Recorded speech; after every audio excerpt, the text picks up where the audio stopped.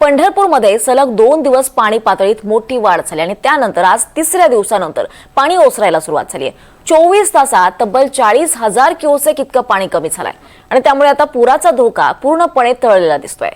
याचबाबत चंद्रभागा तीरावरून आढावा घेतलाय आमचे प्रतिनिधी संकेत कुलकर्णी यांनी। पंढरपूरसाठी एक दिलासादायक बातमी आहे, कारण उजनी धरणातून विसर्ग कमी झाल्याने पंढरपुरात भीमा अर्थात चंद्रभागा नदी ही आता ओसरायला सुरुवात झाली आहे।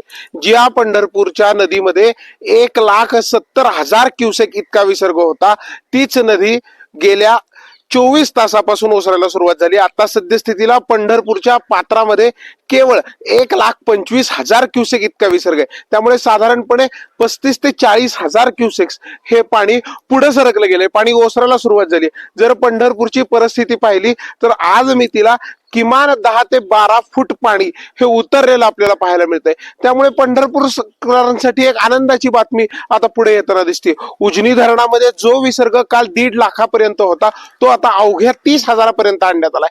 त्यामुळे कुठेतरी आज दुपारनंतर किंवा आज संध्याकाळनंतर व्यासनारायण झोपडपट्टी असेल, अंबिकानगर झोपडपट्टी असेल, येथील देखील पाणी पूर्णपणे पात्रात जाऊ शकतं। त्यामुळे पंढरपूरकरांची पुराची जी टांगती तलवार आहे ती सध्या तरी पूर्णपणे निवळलेली दिसून येते।